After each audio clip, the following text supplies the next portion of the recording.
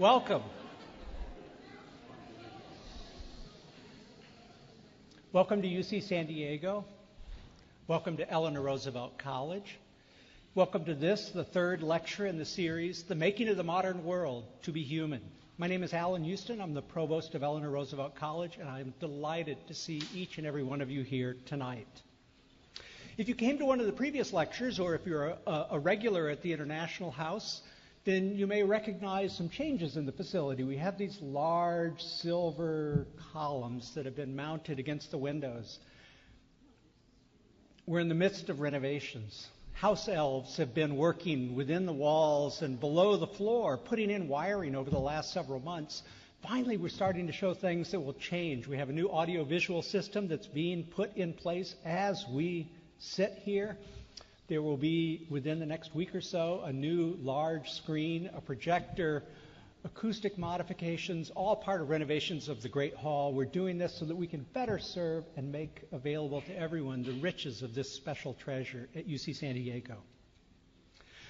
The renovations here at International House are not limited to the facility alone. They also have to do with programming. We're in the middle of searching for a new director for International House. We have new programming positions to work with students on international themes.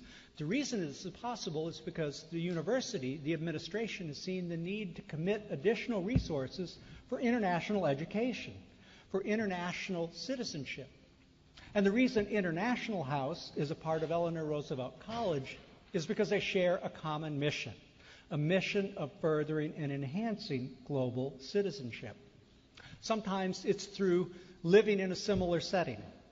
International House has a mix of international and domestic students. Every apartment has students from abroad and at home living together. International House and Eleanor Roosevelt College have student programs like the International Affairs Group or the magazine Prospect, or Culture and World Culture Nights, where we seek to explore and understand different parts of the world. Each of the students in Eleanor Roosevelt College is encouraged to study abroad. We have the highest percentage on campus of colleges that send students to study abroad. Why? Because we think that experience of engaging and living in another part of the world is an essential part of learning to fully be human. You can't fully be human unless you understand the world from different points of view, international as well as national. Reinforced in my own experience this evening meeting with parents of students here at ERC, 2 from Stockton, 2 from China, 1 from Korea, another from Mexico. Our parents, like our members of our community, like our educational communities, are from all over the globe. This curriculum, The Making of the Modern World, that we're sharing with you this evening, a part of which we share tonight, this curriculum is a reflection of that commitment to global citizenship. The purpose of The Making of a Modern World is to study how we came to be this multinational, multilinguistic, multicultural world that we all are a part of. From the earliest of times, those of you who were here 2 weeks ago had a chance to learn about the early evolution of humans and the food supply, up through the 21st century, which will be the subject of our final talk. The series, like the lectures, like the courses that it's a part of, The Making of the Modern World, is intended to capture from different perspectives the ideals and purposes and concepts and categories that make the modern world so engaging and important and complex. Our goal is to share with you some of the intellectual treasures of the making of the modern world and some of the teaching treasures.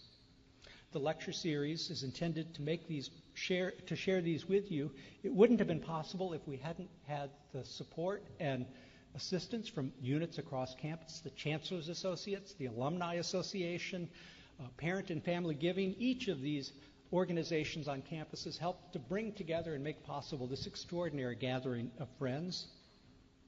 The series was organized by Steve Cassidy and me. Steve is a professor of Slavic and comparative literature.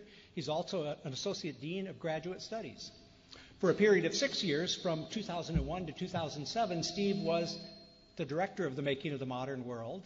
Tonight, he is our moderator. Steve Cassidy.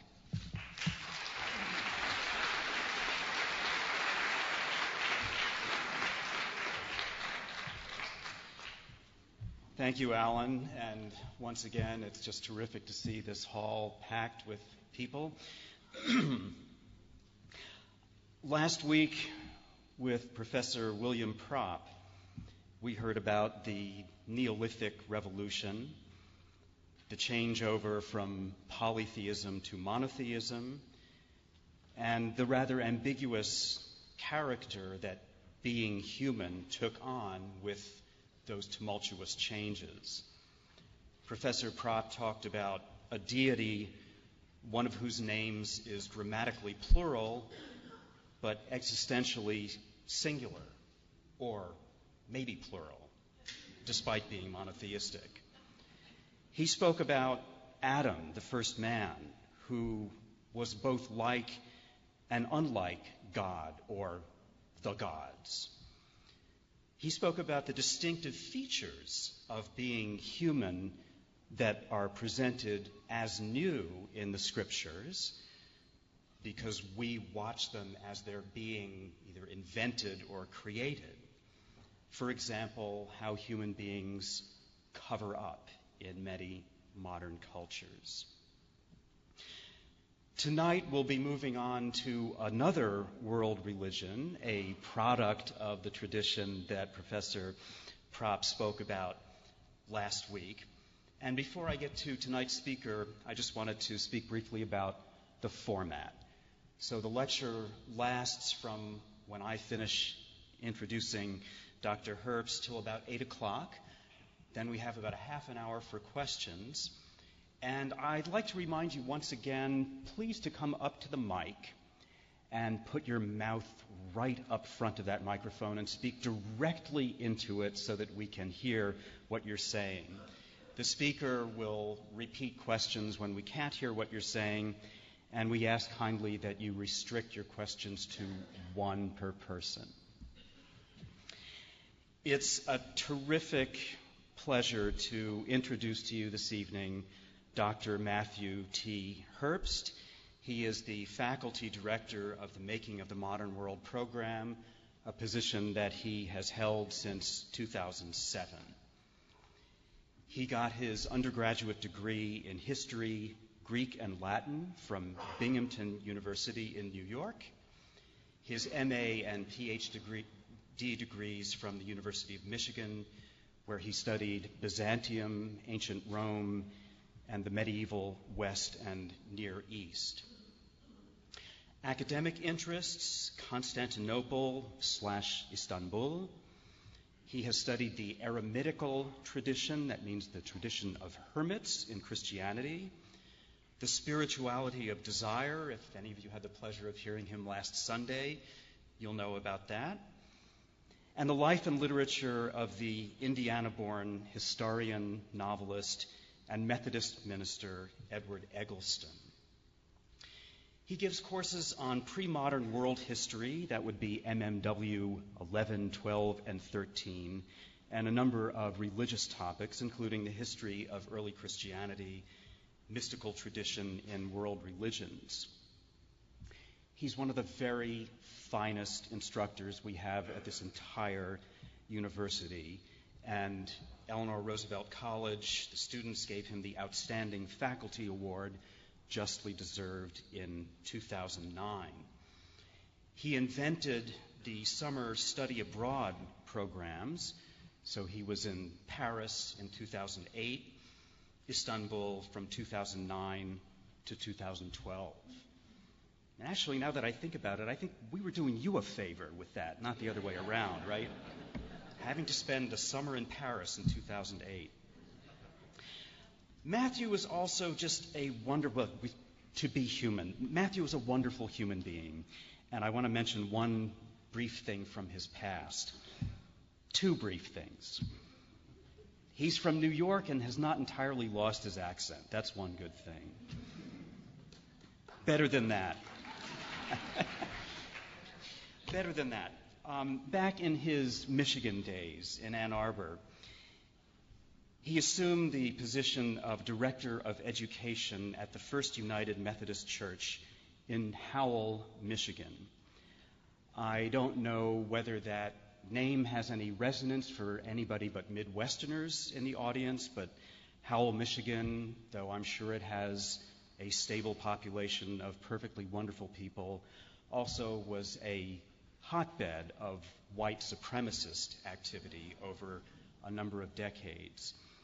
And Dr. Herbst worked to promote tolerance and diversity in an extremely poisonous climate. And he was, not surprisingly to me, very, very successful. So it is a great pleasure to introduce to you tonight a brilliant teacher, scholar, wonderful human being who will be speaking on the topic Desire, Temptation, and Spiritual Struggle, Historical Christian Perspectives on Being Human. Please welcome to the podium Dr. Matthew Herbst.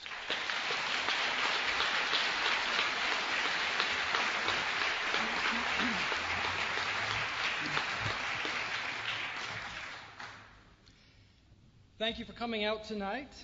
Thank you, students and friends of UCSD and Eleanor Roosevelt College. Thank you, staff and faculty of UCSD, ERC, and MMW, with whom I work every day. Thank you all, and welcome. I must also thank Professor Cassidy, my faculty mentor, sent to me by the Associate Vice Chancellor of Undergraduate Education to guide me through the circles of academic hell to that light ahead, my prospective tenure next year.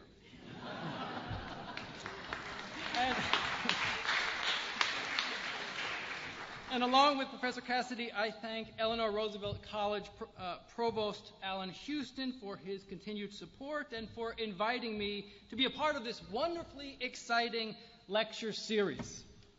And I thank both of them for believing that I could somehow do justice to 2,000 years of Christian perspectives on the human experience in 45 minutes.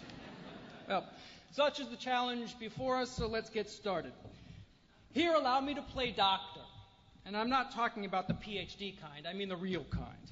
Let me offer a diagnosis. We humans are infected. And this infection links all humanity across time and space. And theological epidemiologists trace the source of this infection back to something we ate. And so here we see tonight's topic connects with the previous lecture given by my dear colleague, Professor Bill Propp, who turned our attention back to the ostensible progenitors of humanity, Adam and Eve. Our foreparents in paradise, in fellowship with God, who in disobedience ate of the fruit of the tree of knowledge of good and bad, the forbidden fruit. They disobeyed and they ate. And this act, this rejection of God's word, this original sin, is the source of the infection. And from this moment, here, the disease became manifest in the world. And as descendants of Adam and Eve, we suffer still. The first man, in complicity with the first woman, brought sin into the world, and death, pain, violence, injustice, stress, struggle are all consequences. This is our lot as humans. So now let me turn to the Christian scriptures, the New Testament, specifically to the letters of Paul in the first century. And I should also point out that Paul's voice is the oldest voice that we have in Christianity. We often think, when we try to understand Christianity, students often think, you start with Matthew, Mark, Luke, and John. That will give you the earliest portrait of Jesus. In fact, that's not true at all. The earliest image we have of Jesus is the voice of Paul. It is in the letters of Paul, which predate the gospel. So I turn to Paul. His letter to the Romans, written right in the 50s, kind of mid-first century. He says, Romans 5:12. Just as sin entered the world through one man, and death through sin, and in this way death came to all men because all sinned. Why? Adam chose to gratify his physical pleasure. The fruit looked so good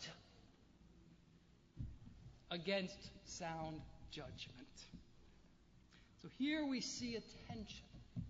A tension between the body's desire for pleasure and something else, something of great concern for Christians, the soul, and the desire of the soul to obey God. Here we have these two poles. And I have to say, in this lecture, I will be using these terms, soul and spirit, essentially interchangeably. Suffice it to say, I am referring to the non-physical part of ourselves. That's what I mean by soul or spirit. Body and soul often seem at odds. Returning to the words of Paul, as witnessed in his letter to the Romans, Romans chapter 7, Paul says this: I do not understand what I do. For what I want to do, I do not do. But what I hate, I do. For I have the desire to do what is good, but I cannot carry it out. For what I do is not the good I want to do. No, the evil I do not want to do, this I keep doing.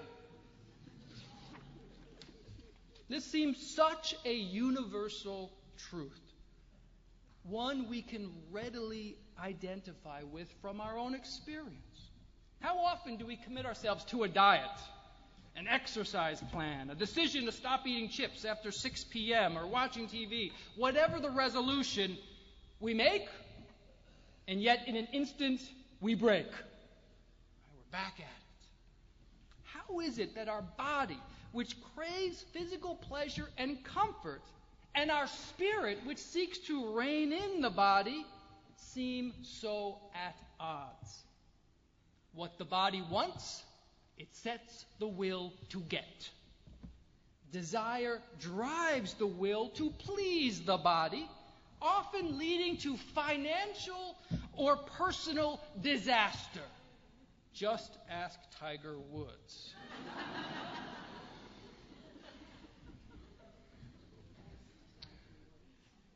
But why is this so? Back to those letters of Paul, writing this time to the Galatians. So again, about mid-first century. Paul says, live by the Spirit, and you will not gratify the desires of the sinful nature. For the sinful nature desires what is contrary to the Spirit, and the Spirit what is contrary to the sinful natures. They are in conflict with each other, so that you do not do what you want. So here we have identified the problem, but there is also a hint to the solution, for we are both body and spirit. But these are out of sorts. We need a theological, chiropractic adjustment to realign body and soul. But how? The answer for Christians, and I should tell you, this is the answer to virtually every problem posed in a Christian discussion, is Jesus. You've likely heard of the WWJD phenomenon. What would Jesus do? What would Jesus eat? What would he drive? Where would he do his banking? What websites would Jesus look at or not look at? Would Jesus shop at Walmart? Is he really a Denver Broncos fan? Would he listen to Lady Gaga? Because if Jesus would do these things, then I can do. what would Jesus do? This reflects how Christians look to Jesus as their model, because in Jesus, God became human to restore humanity. In Jesus, Christians see God as a human being, as the universal human in whom all humanity is represented. The Son of God became a man to die for the sins of all humanity, said Athanasius of Alexandria, the great 4th century bishop, in his On the Incarnation. To correct original sin and its consequences, God became man.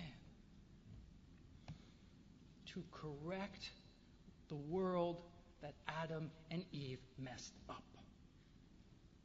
All human history for Christians leads up to the birth of Jesus. And all events since that time look back to the birth of Jesus. This incarnation of God is so central to Christian understanding of the world that this event became the pivot in cosmic chronology by dividing time into the part before Jesus and the part since. And students sometimes get confused about this because there's no year zero. They struggle with that. Say, well, let's pretend Jesus was born January 1 of the year 1. What was the year? December 31st. It's not 0. It's 1 BC. Anyway, stuff we have to go over. You all know that. But Christians believe that Jesus lived a perfect and sinless human life, which sets the bar really, really high, okay, for the rest of us. As the great 4th century church father Athanasius again wrote, God became man so that man might become God. This salvation and restoration is in the end both in body and in soul. The whole person is saved. Christians believe that faith in Jesus is the ticket to escape from death and damnation. And just as Jesus' body and spirit resurrected from the dead, so will our complete person, body and soul. Okay, let's review. 1. The human condition is diseased, and it leads to disorientation and really, really bad decisions. Some are very easy to see. Hitler, Pol Pot, reality TV shows like Jersey Shore. It's clear.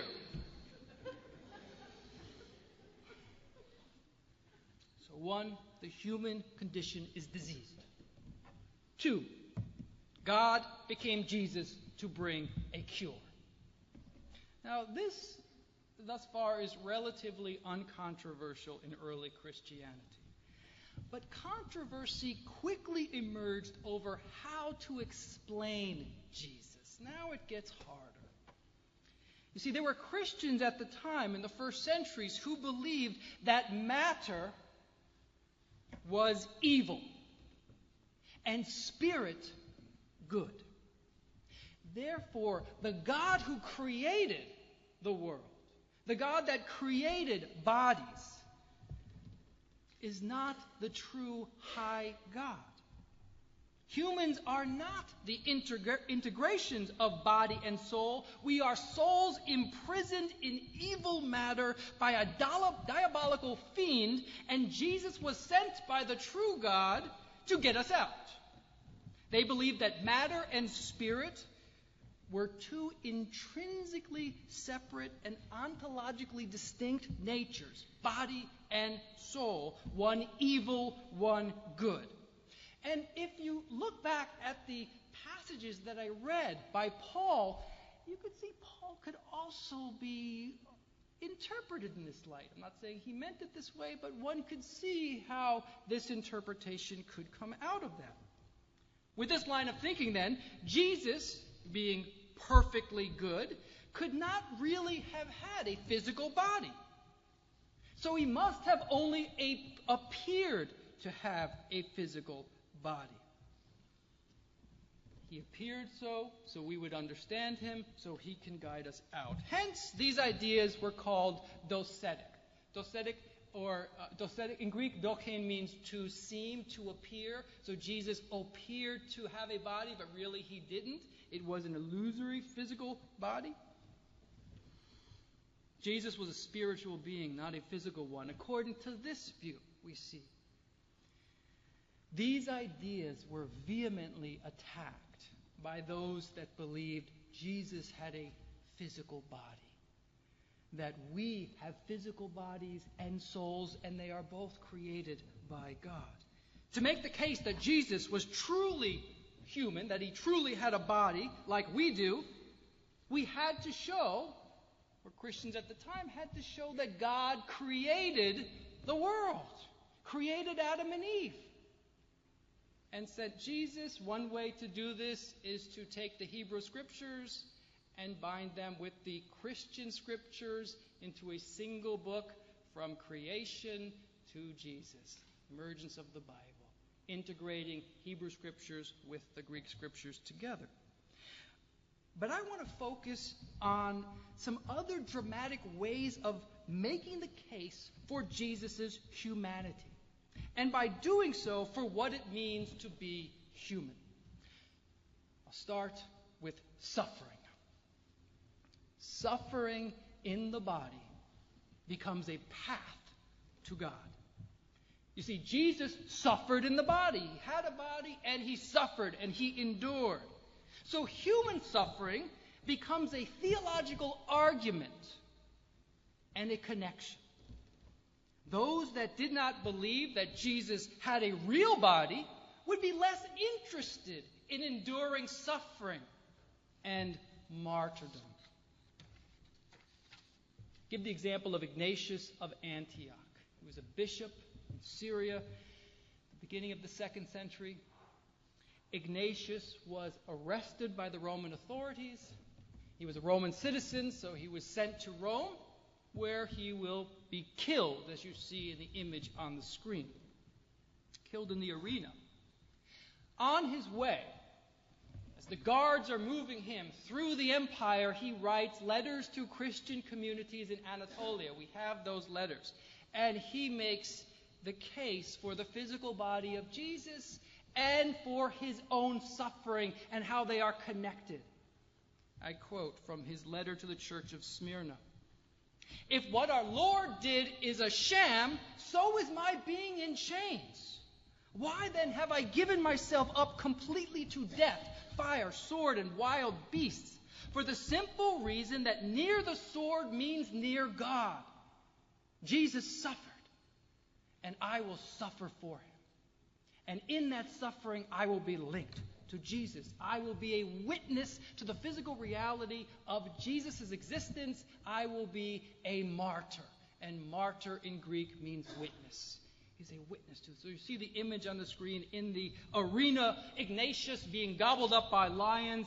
And as he is gobbled up, as he becomes food for the lions, he in fact is food for the church, because the church is growing out of the blood of such martyrs.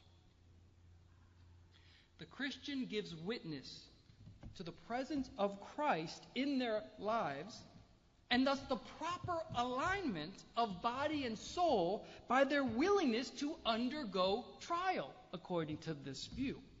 And less dramatically, by their practice of virtues such as chastity, sobriety, civil harmony, fortitude, charity, and most important of all, martyrdom.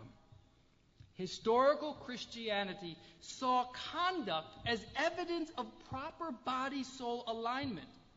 Christians were expected to live according to Jesus and treat others accordingly. As a 4th century churchman wrote, after God, we must count everyone as God himself. To do this meant to express concern for others' well-being, caring for the sick, visiting prisoners, and feeding the poor. Feeding, taking care of bodies. And this returns to Jesus. How do we make the case for the physical reality of Jesus? Well, Christians eat Jesus, the Eucharist.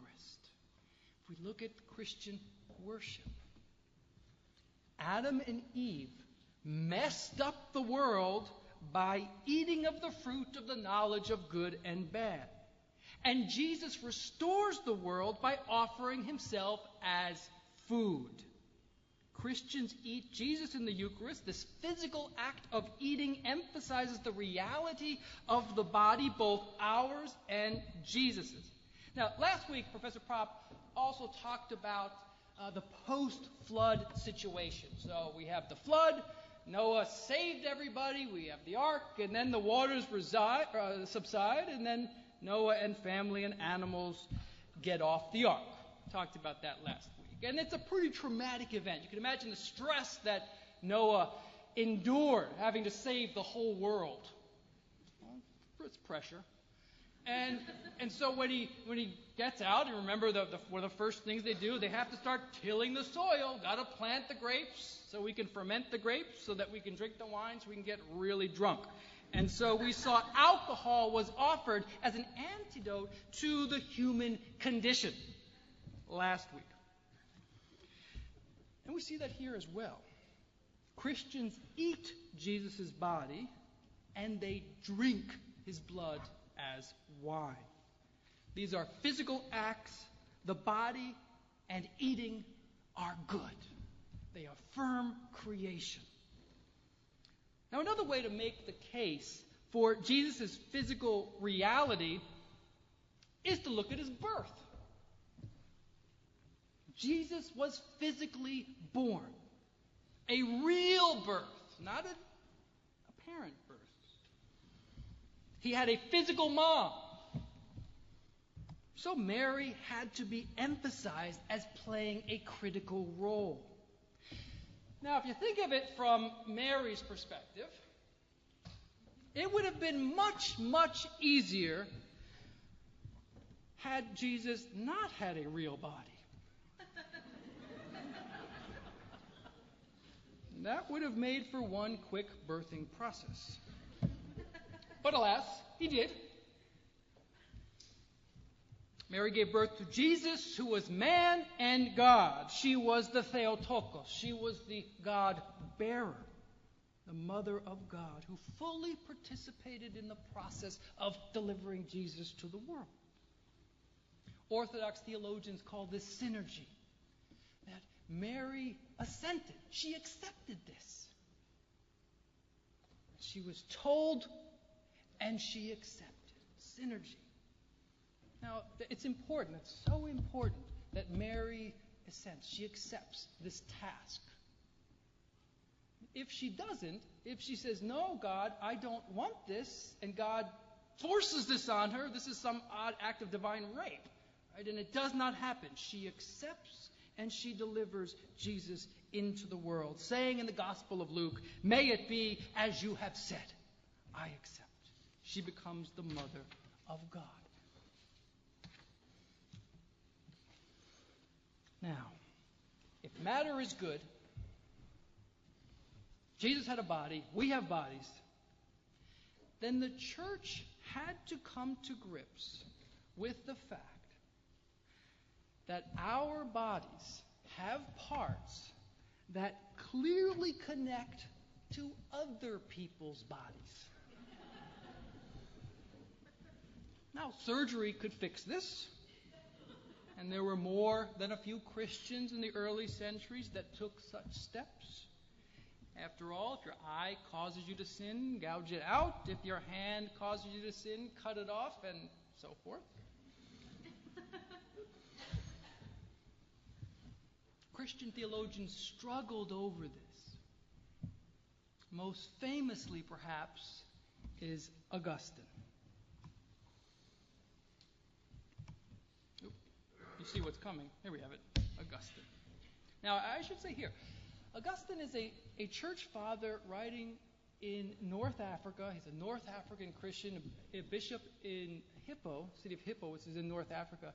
And he's writing in Latin. And his ideas would be profoundly important and influential in Western Christianity. Not in Eastern Christianity. Augustine wrote in Latin. The Church Fathers in the East wrote in Greek. Augustine struggled to understand Greek, and the Church Fathers didn't bother reading Latin. So the influence of Augustine moves west. There is no translation of any work of St. Augustine into Greek until the 14th century, almost 1,000 years later.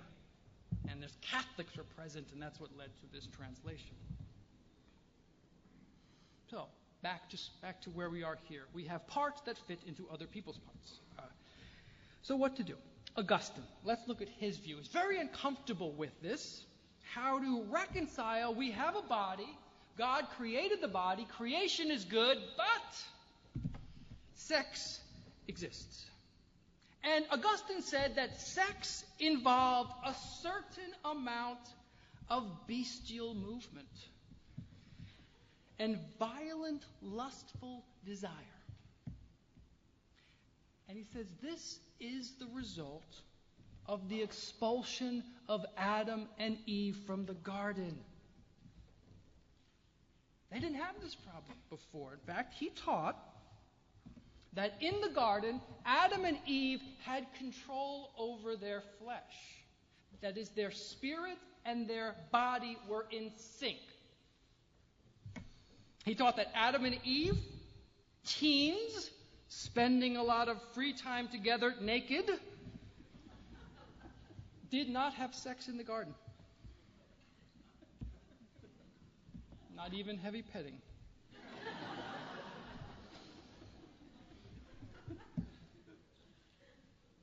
But, he admits, if they did have sex, they would have managed to do so without any unseemly passion. And then they were expelled from paradise. Sin entered the world, as did apparently good sex.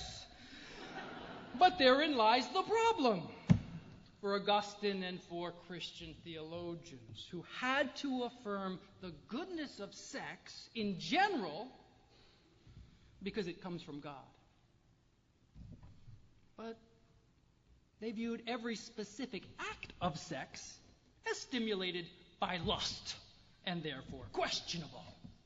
So the rule became, okay, just do it, but do it only in marriage and do it only to procreate. Marriage was affirmed as Christian, though not the ideal. The ideal became celibacy, the model of Jesus and Paul and the Virgin Mary. That became, in historical Christianity, the ideal, celibacy. For those of us that aren't born with that gift, okay, we get married. But it is secondary. It is not the Christian ideal in historic Christianity. Just as Jesus became the new Adam to fix the mess of the first Adam, Mary then becomes the new Eve. Through the first Eve, the world was sent awry. Through the new Eve, the world is brought back into alignment. Because through the new Eve, through Mary, is delivered Jesus into the world. So to review, the Christian perspective then links suffering, marriage, and family. That's about right.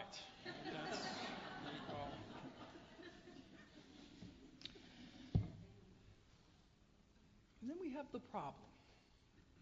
If Jesus becomes the ideal for humans, after all, he was human, he lived a life faced with the challenges and the temptations that all people face. We need to live like him, according to this. How do I know if I am living the path of Jesus or following my own desires of the flesh? This problem increasingly began to occur to Christians, certainly by the 4th century.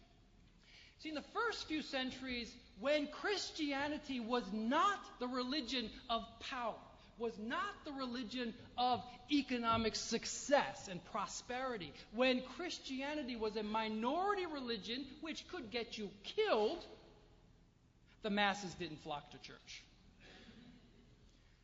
When Christianity in the 4th century becomes the religion of political power, economic power, cultural dominance, the masses flock to Christianity. So at that point, when I'm faced with many people that seem not to be as zealous, how do I know if I am living according to Jesus? This question led to the emergence of a monastic movement, of individuals that decided, I need to step away from society to assess whether I am pursuing Jesus or the fleshly desires. The monastic movement meant vigilance. The monastic movement meant renunciation. I will not indulge the flesh. I will live a celibate life. I will reduce the amount of food that I eat. I will be conscious of what I think, of what I say. And I always ask my students in some of the courses that I teach, when we talk about these issues, how often, when you're eating, you've ordered your meal at the restaurant or you're eating it at home, how often do you push the plate away once you feel a certain satisfaction? I am full. I do not need to eat any more. Right? Do we say, but there's a lot on your plate? No, I'm done. Right? No, of course not. We that's a sin. I got to eat more. I got to gobble up. So what we do is we're not even conscious when we've eaten just enough, and we indulge. Now, from the monastic perspective, you are all gluttons. Right? Unless we're vigilant.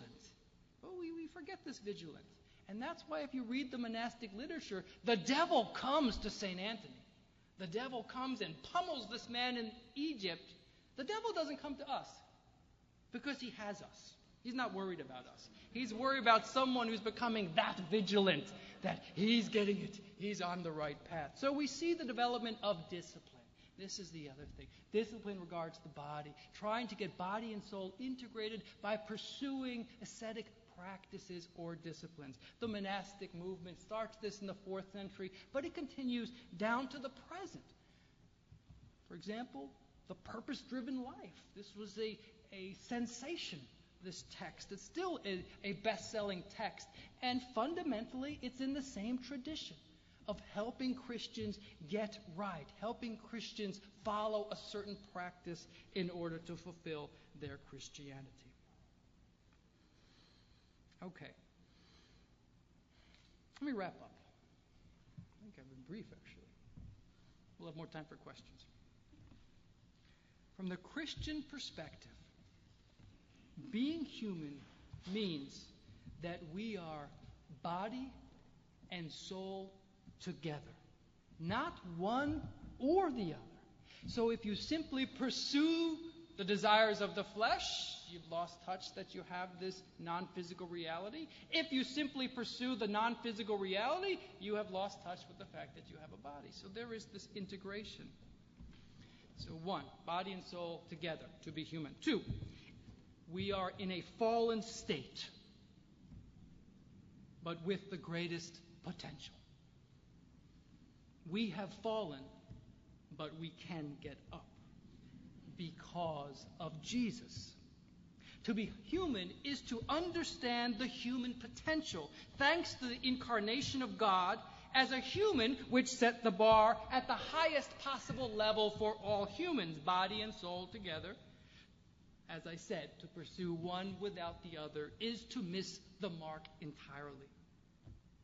And the goal of human life then, the goal of human life is to ascend the mountain or the ladder. I'm going to go back here.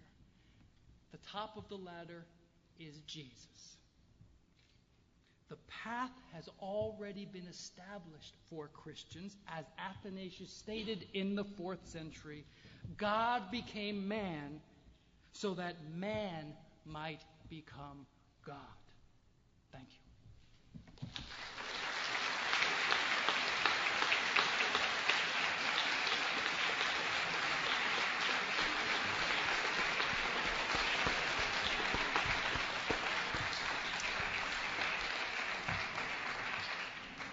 Thank you very much, and Dr. Herbst will take questions, and if you could come, once again, right up to that microphone and speak right into it.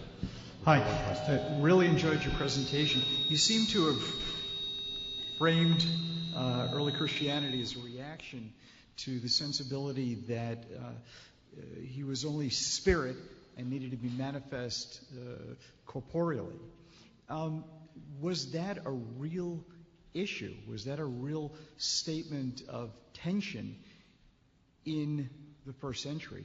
Yes. That spiritual. Can you maybe expand on that a bit more, because that's new information for me? Yeah, Repeat the question. Okay, the question is, it gets back to this issue of that I introduced of the Docetic tradition, that there were people that believed matter was evil, and therefore Jesus being good could not truly be matter. Was this a real issue? Was it a live issue? Or is this the sort of thing that scholars write books about that have no significance in the world? It was a real issue. And you see this echoed in the New Testament itself. But if you turn to the letters of Ignatius, and they're all accessible online as well, you see it in there.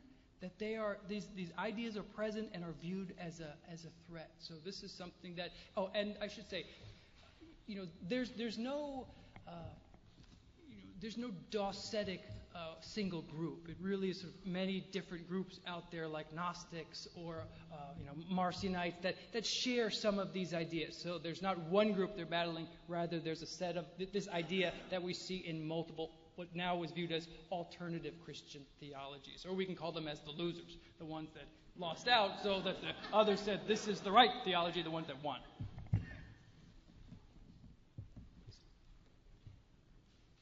Why was the New Testament written in Greek instead of Latin?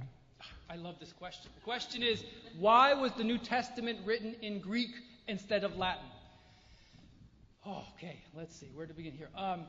It starts in the 4th century, BCE.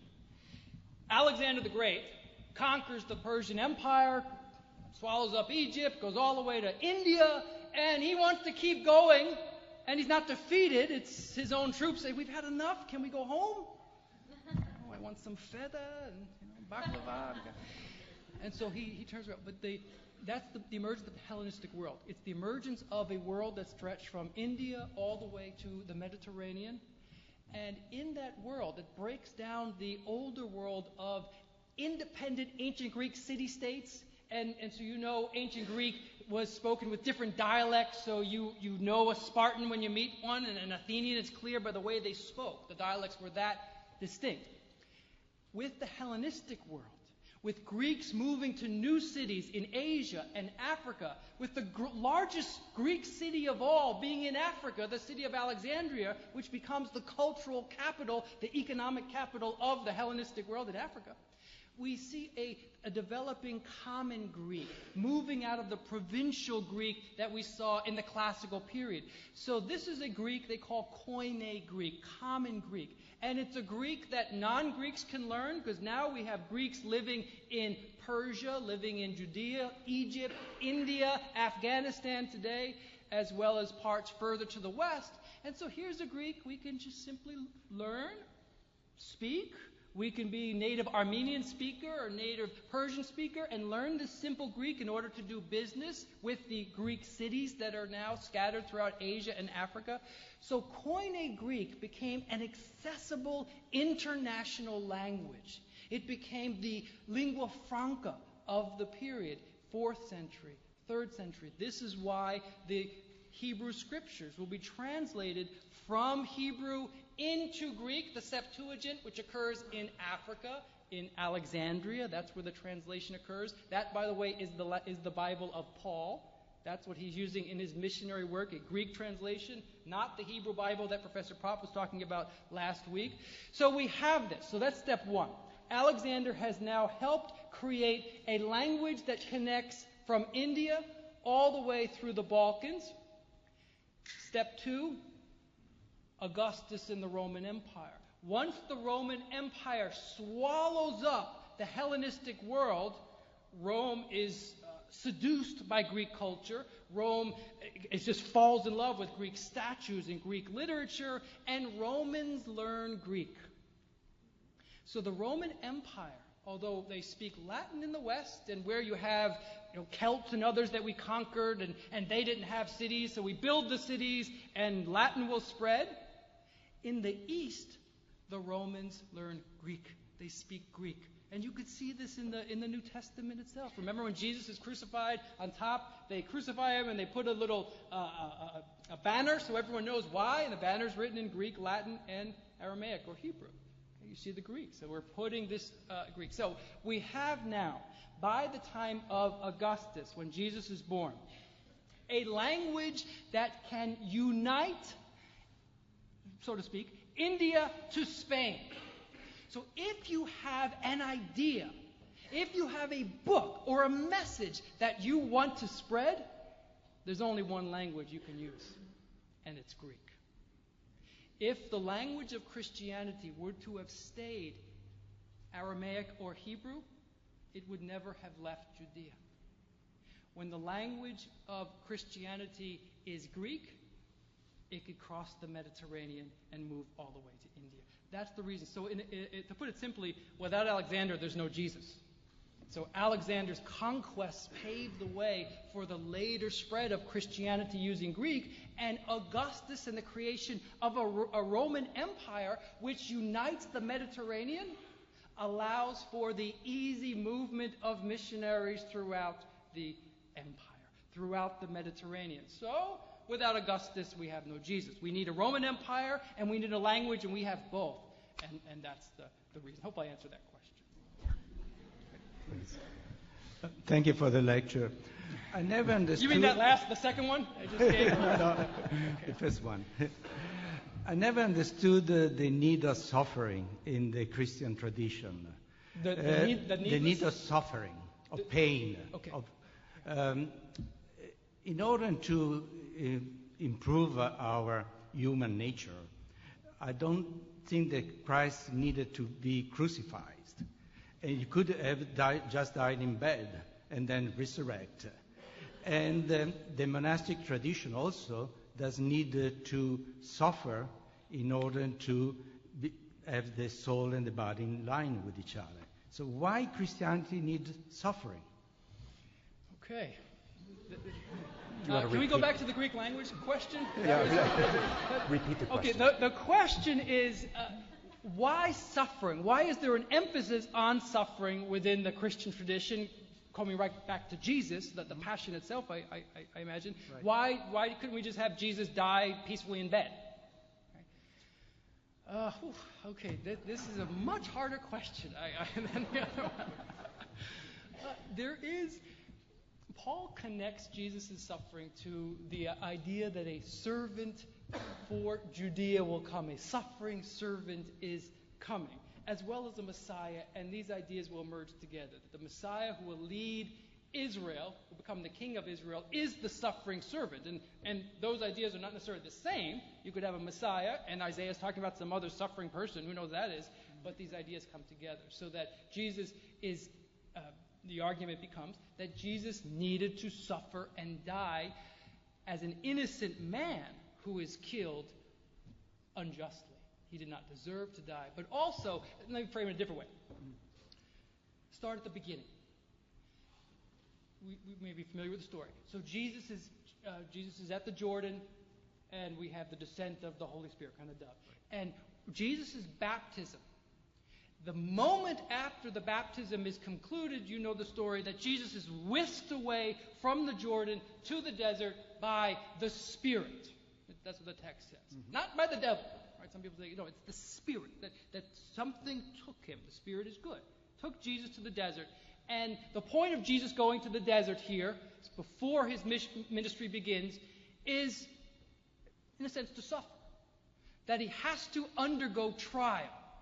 And if you know the story, Jesus fasts for 40 days. And it's at the end of that period that the trial begins. So he's in a weakened state. I mean, that's the idea, at least. And in this weakened state, he is tempted with power. He's tempted with possessions. He's tempted to challenge the word of God. God's going to do this. It says this. And he succeeds. So I say from the very beginning, there's a view that Jesus has to suffer in order to prove himself. He's authentic by going through the trial. Not convinced. Okay. Well, I understand the dieting, but I don't understand to be crucified. I see. Oh, okay, that's funny.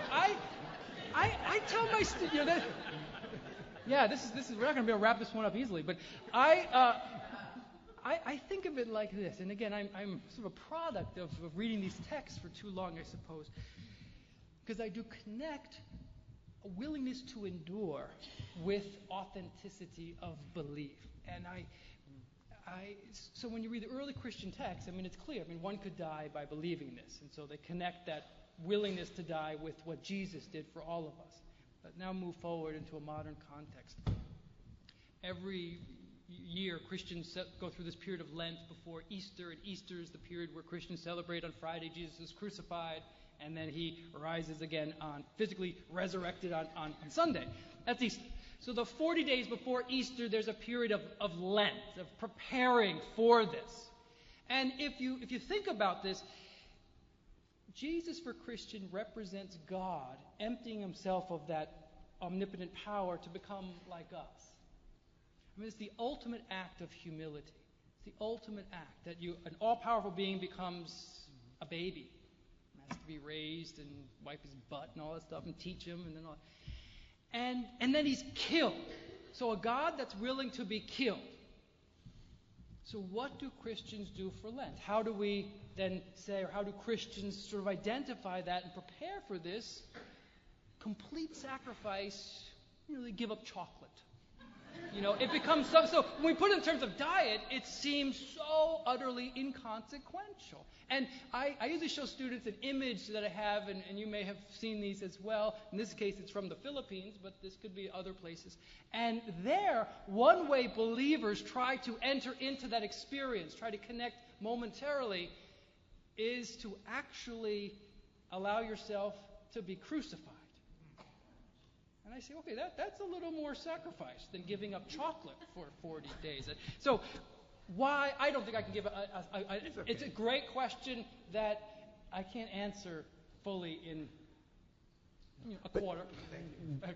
You referred to the emptying, and I think you're talking about kenosis in the passage in Philippians where God empties himself of divinity in order to become flesh like man, and that provides the community. And it's proved by suffering, which I think is what you said, and that's probably one way to get at that. Yeah, what he said. Answer.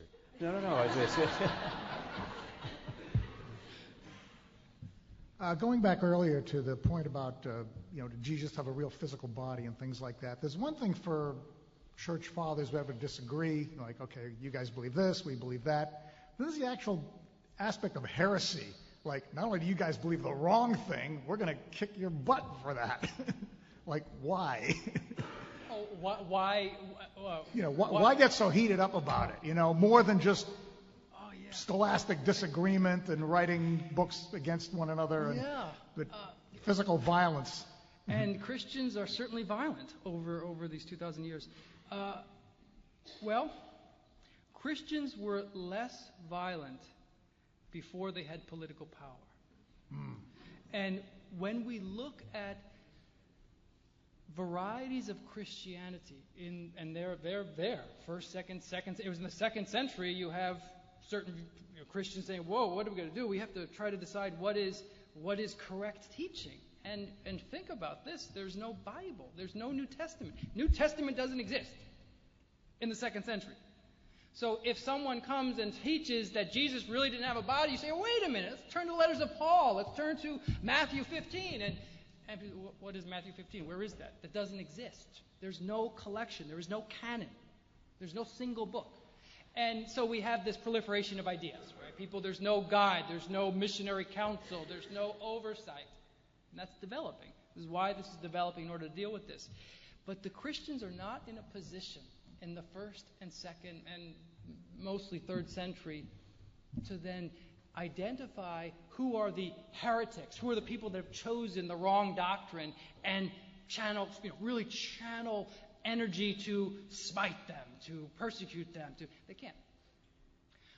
When Constantine emerges in the 4th century, and Constantine converts to Christianity, and Constantine begins the Christianization of the empire, one of the things that Constantine wants is to help use bishops to secure power. He and successive emperors will use religion as a way of trying to at least unify the empire. And that's a problem. When you have Christians that disagree, and bishops in the 4th century have become men of political power, economic power. The most important voice in any urban situation is the bishops. If some bishops don't agree theologically with others, and the emperor supports one over the other, we can't have a divided empire. The solution?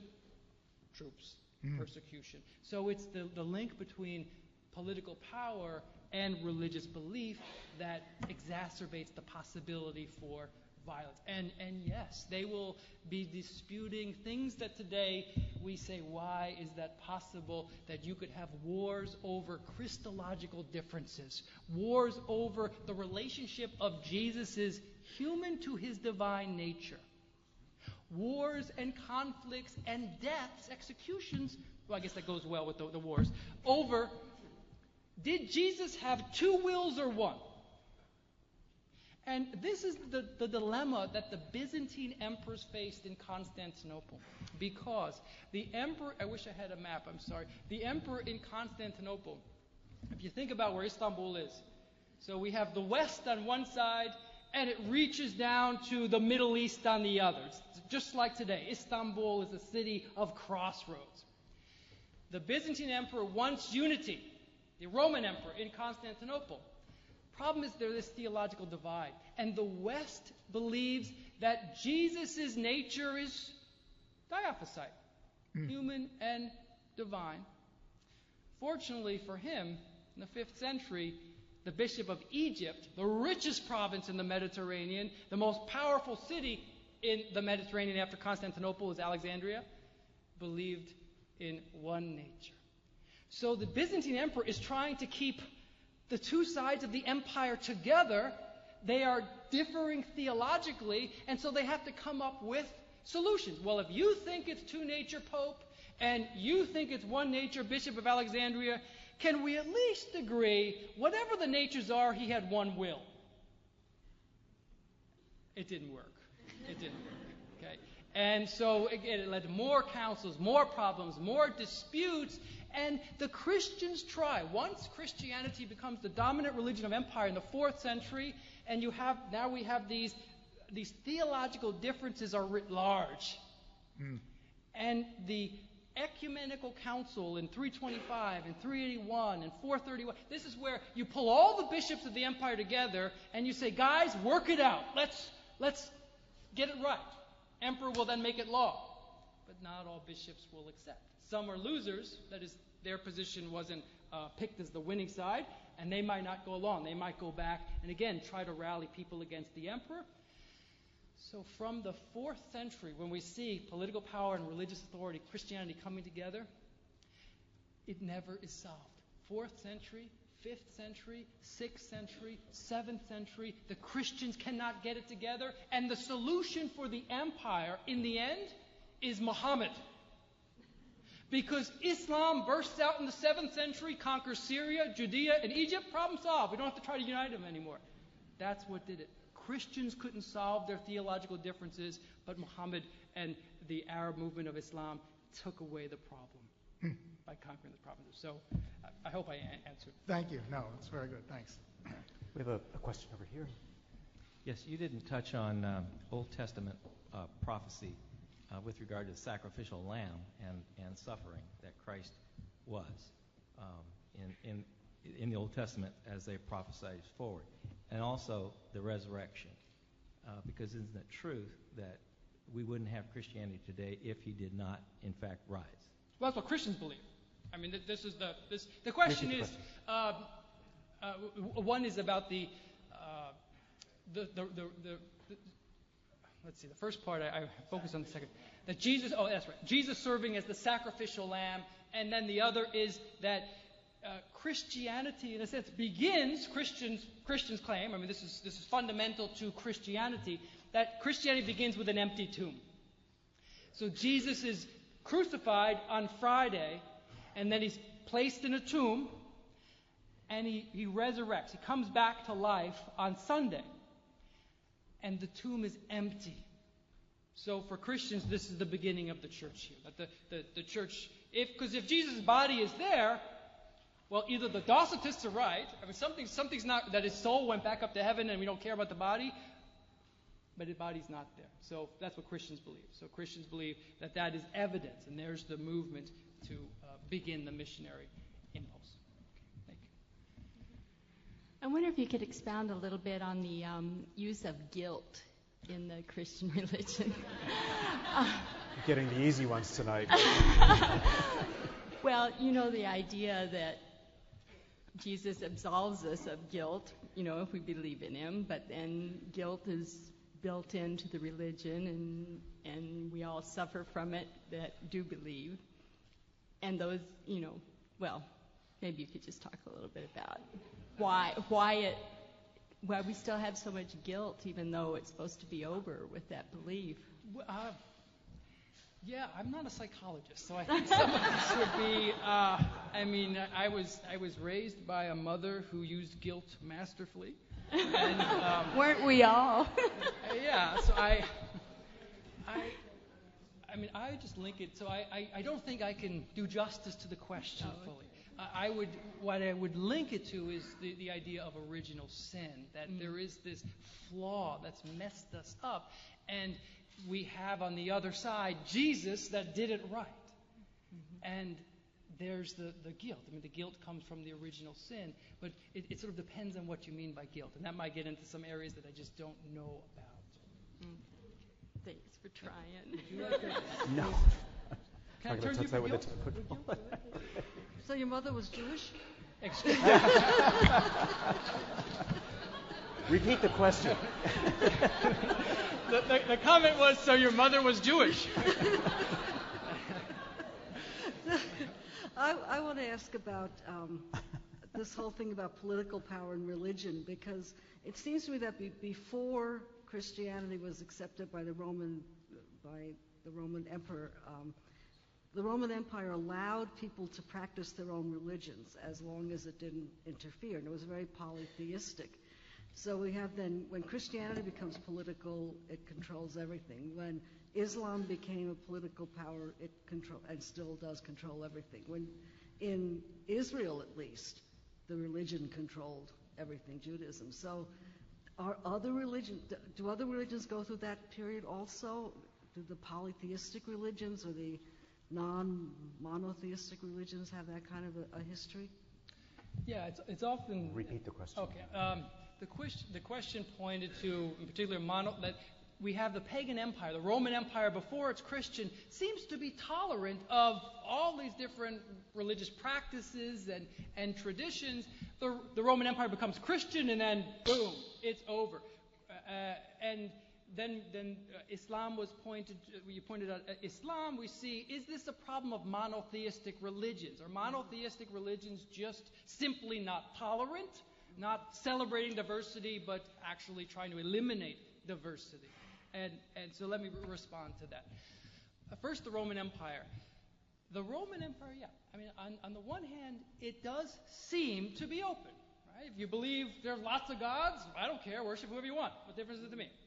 The Roman Empire did intervene when there were particular political circumstances that they thought this was a religious practice that will undermine our power, going after Druids in Gaul, or occasionally there would be cults in Rome that it felt were associated with foreigners, and we have too many foreigners here, kick them out. So they would go through moments like that. But on the whole, we don't have this persecution. The Romans felt, pointing to the Jews, so we have a group within the Roman Empire with a very ancient religious practice. The Romans recognized that. The Romans thought Jews were bizarre, but that they were bizarre in the way of their ancestors, so they respected that. You're doing what your ancestors taught you. Okay, we accept it. And the Romans accommodated the Jews because of Islam. Let me jump to Islam and I'll come back to Rome.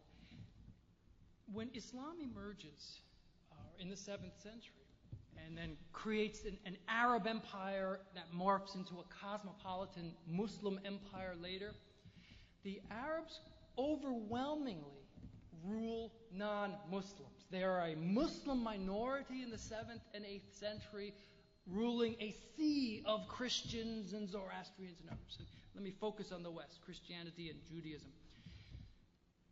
Islam accommodated them as well. So if we study the emergence of Islam on the stage of world history, it looks very different than the emergence of Christianity on the stage of world history in terms of political power.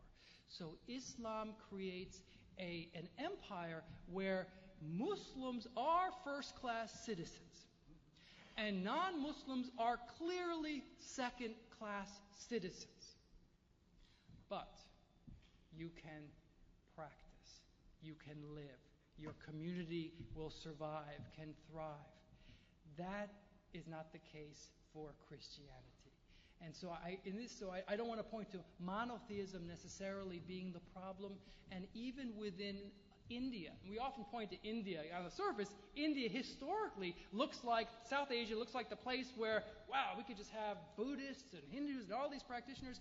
And yet you also see within South Asian tradition, there are kingdoms that are not tolerant, that are persecuted. So it's not that paganism necessarily is tolerant and monotheism is necessarily intolerant. In the case of Christianity, given the theological division and political power, using bishops and working with bishops for power, the solution came. They negotiated, negotiation failed, and it was persecution, expulsion. And in a sense, that the problem that Christians have had over unity, which is in the New Testament itself. You see in Acts of the Apostles, the Christians don't agree.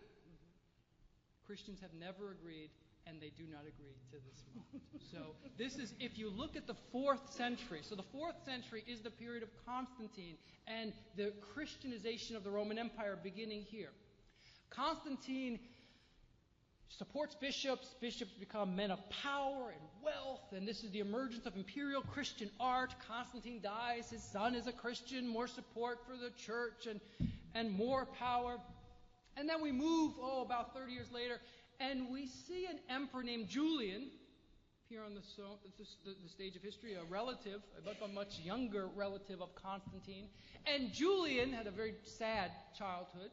When your parents are killed by the emperor, it's not a happy childhood. He was sent off by the Christian emperor, killed his family, and they sent him off to Eastern Anatolia to go to college, kind of a B-level school. It wasn't UCSD. And so he studied the classics, and he read Homer, and he loved this stuff. So much so that Julian renounces his Christianity, shakes it off. I don't want this. And it so happens he becomes emperor in 361. And his goal is to bring paganism back. Now, how does he do it? This is brilliant, in my view. The Christian emperors, how do they try to get unity? You persecute. The pagan emperor, how do you try to weaken Christianity? You tolerate all Christian sects. Let all Christians come back. All these different theologies, because there's no two people that could fight harder than two Christians that disagree. That's what he does. So Julian tries this. Now, what ends up happening is Julian, on a campaign in Persia in 363, gets a spear in the side, and his 2-year campaign to bring paganism comes to an end. And from that moment on, if you again read texts in late antiquity, Christian texts, they always use Julian as the bogeyman. He's the bad guy. And so the point again, it's not monotheism necessarily produces persecution, and paganism necessarily does not. Okay, thank you. Yes.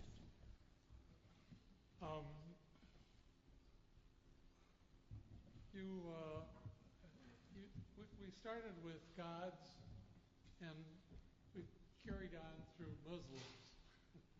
but we haven't really talked about a large segment of the people that don't believe in God. Is this series going to cover that? And I think you're touching at the edges of that in what you've been saying. Well, in terms of what's happening in the series, We don't have an atheism lecture on for this year, no. Yeah, so I can't speak for the whole series. The mission that I was given is to talk about historical perspectives on Christianity, but we have Provost Houston and Dr. Cassidy who can talk about the rest of the series. But we move into politics, eventually get off religion, so just other ways for humans to fight will be coming up.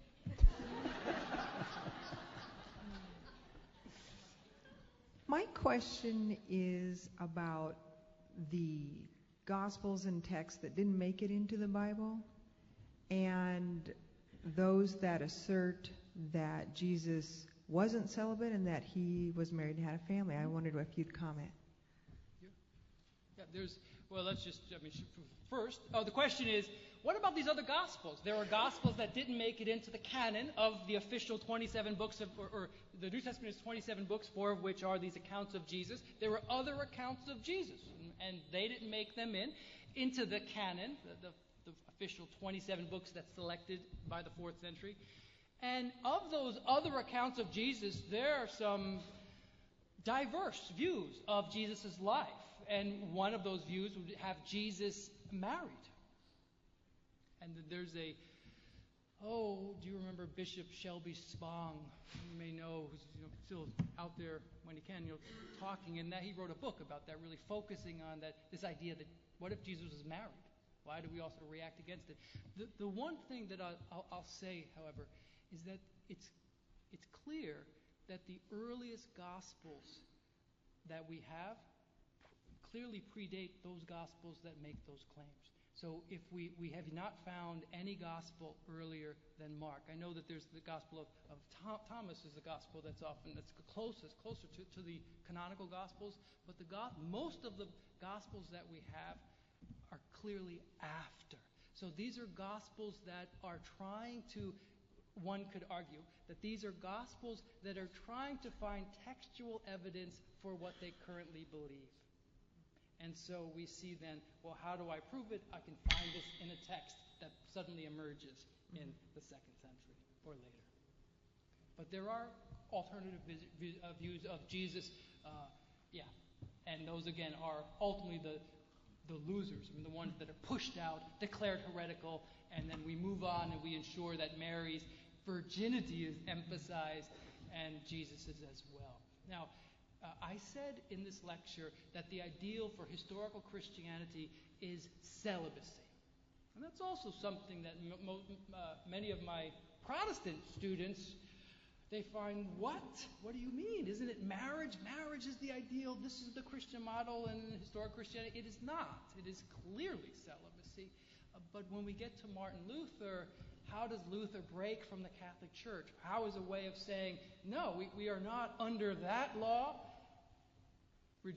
Turning celibacy upside down. That celibacy now becomes an aberration. If you want to live as a Christian, you must be married. Martin Luther himself was a celibate monk and professor. That would make you very productive, that combination.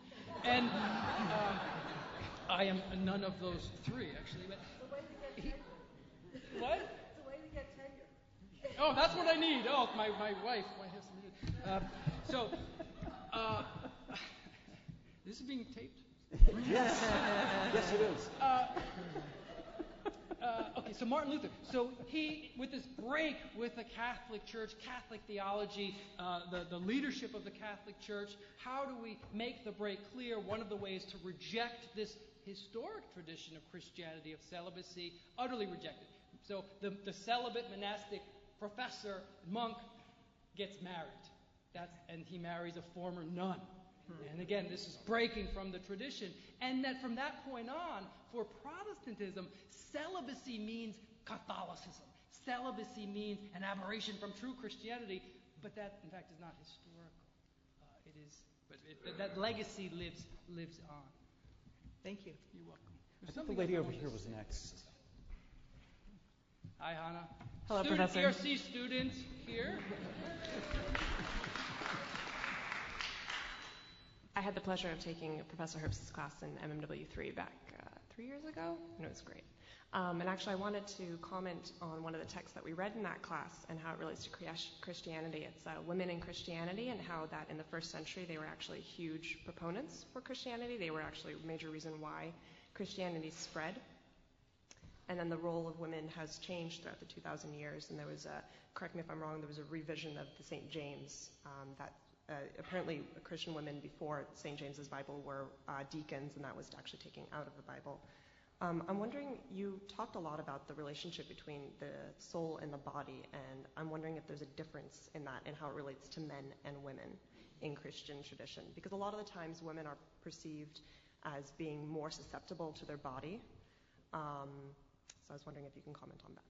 Yes. Repeat that. Okay, Hannah brought up the issue of women and the role of the prominent role that women played in early Christianity, spreading Christianity, something that is often lost when we simply see this as a matter of Paul's missionary success, and we forget that women are playing an active role in church leadership early on and in missionary activity, or converting people through marriage and other means. So we have that, and then you wanted me to talk about.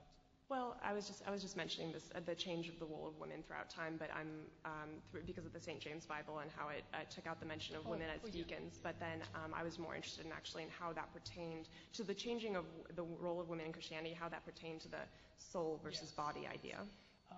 Fundamentally, there's no ontological difference. There's no that women and men, in that sense, body and soul are the same. So that's the kind of theoretical, theological, level. Practical level, it helped enforce patriarchy to view women as the weaker sex, so that they are less capable of controlling, less capable of having that alignment, and again, that justified having male power over them. So that's my general comment. And let me say one other thing about the ideals. If the ideal for women is the Virgin Mary, and most women within the Christian community would be married, again, there's a gap between that ideal and how I live my life as a mother, as a wife. And when Protestantism emerges in the 16th century, rejecting this historical celibacy, the roots of that in the Christian tradition, it impacts Mary, and it impacts the role of Mary in Protestant Christianity.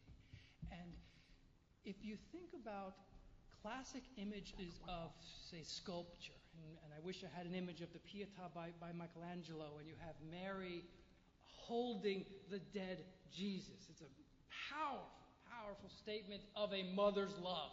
And she's holding a man, an adult man, who looks like a 10-year-old boy. She's so enormous, and it emphasizes her power, her significance. Protestants reject celibacy as the ideal in the 16th century, and with it then, this impacts our view of Mary in the 16th century at least, so that Mary cannot be this ideal anymore. And this has a historical legacy ahead.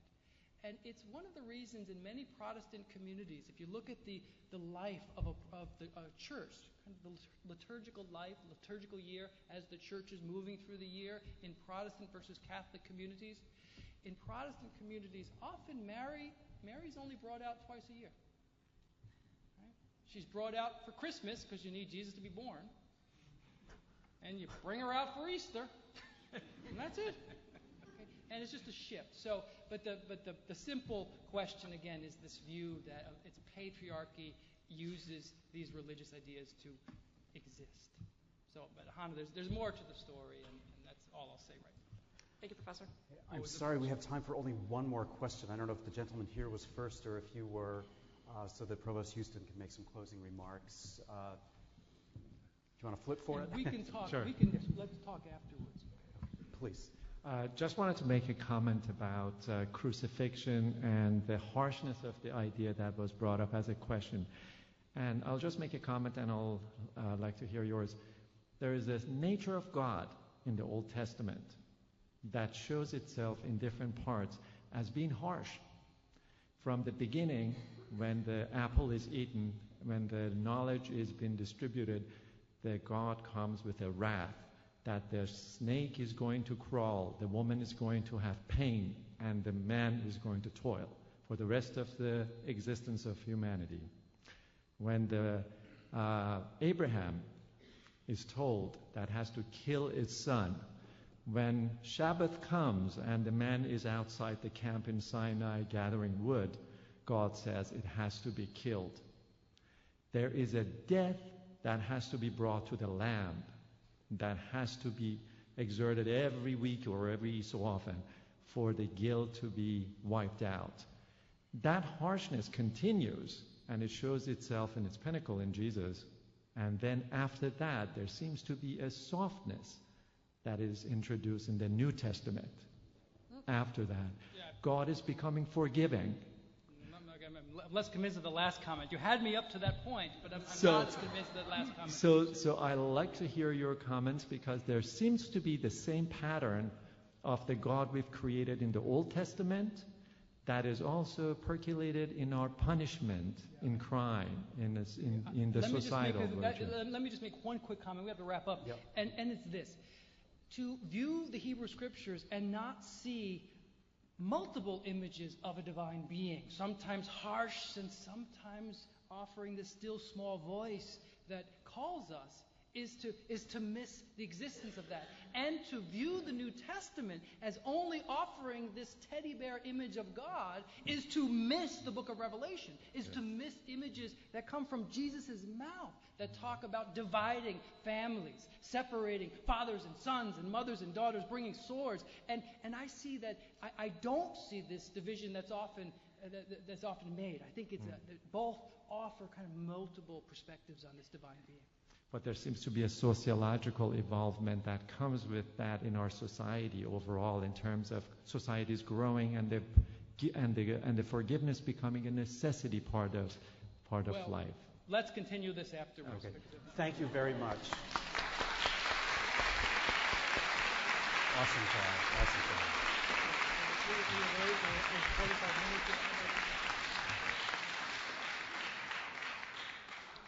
So I think it's easy to see why Matthew is among the most favored of all instructors at UC San Diego. Matthew, thank you so much.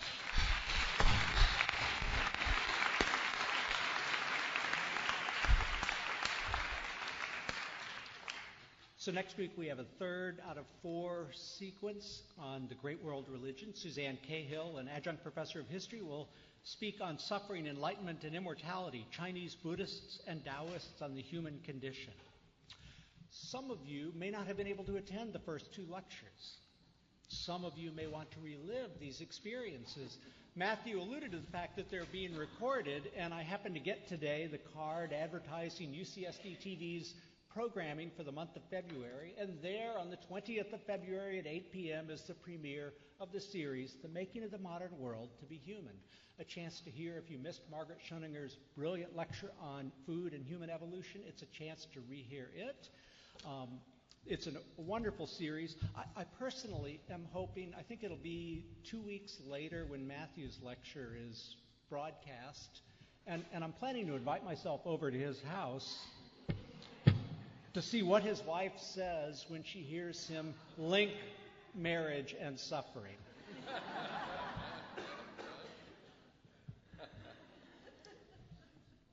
So one final suggestion, a thought.